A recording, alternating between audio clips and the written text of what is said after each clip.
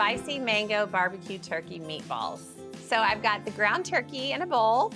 It's not much to look at, but I just want you to see the meatballs in their inception. All right, and I've got some grated celery. It goes in, along with some grated onion. And they're grated because then they won't interfere with the texture of the turkey. Some minced garlic, along with salt and pepper. So I'm just kind of smushing up this whole mixture, making sure the celery and the onion totally get distributed. Okay, this is all mixed together.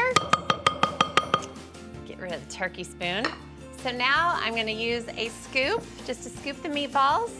You can use your hands and form them individually one by one, but we don't have time for that. Okay, and I'm doing it on a foil-lined pan, okay? So that is 1 scoop, and I have about 2,423 to go. Just kidding, 44 more to go. Okay, got them all scooped. We'll get rid of that bowl and pretend that never happened. So come to the oven page, and I'm gonna bake the meatballs at 425 degrees. They're just gonna take about 15 to 17 minutes, which is great. And so while they bake, I'm gonna make the spicy mango barbecue sauce, and it is so very, very simple. Just a few ingredients. Barbecue sauce. In order to make barbecue sauce, you have to start with some barbecue sauce, about 1 cup. But what I like about kind of doctored up barbecue sauce is you can use your own favorite as a base, and then you can doctor it up with anything you want. So I've got some agave, and this is just kind of an alternative to honey, since there's habaneros in here. Squirting in probably 3/4 of a cup, and then some water, and soy sauce, about 1/4 cup. So this has got a lot of different flavors going on. So this is spicy mango barbecue sauce. So for the spice, habanero. That'll put some hair on your chest right there. And some mango. You can use fresh mango or the stuff in the jar. Okay, so I'm gonna turn up the heat and bring this to a boil, and then I'll turn the heat down and let it simmer for 10 minutes, and by that time, the meatballs will be ready.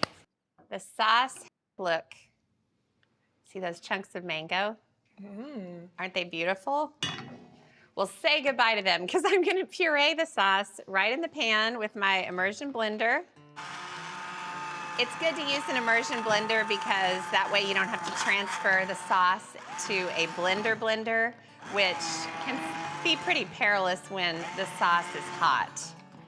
All right, so back to the meatballs. I actually took them out of the oven, and look at how great they look. They almost, I mean, they're kind of a dead ringer for beef meatballs at this point. It's hard to tell that they're not. So this is how I like to toss. I knew that was gonna happen. This is how I like to toss the meatballs. Get the foil out of there. And then grab this luscious sauce and pour it over. Hello. Stu is gonna pass Oh away. my gosh. Stuart is over there like. Let me in there. If Stu were an emoji, he'd be the heart eye emoji right now. Oh, I can't wait. And then just toss them on the pan, and then you don't have to mess with a whole separate bowl. You have fewer dishes, which is good because that game's getting ready to start on TV.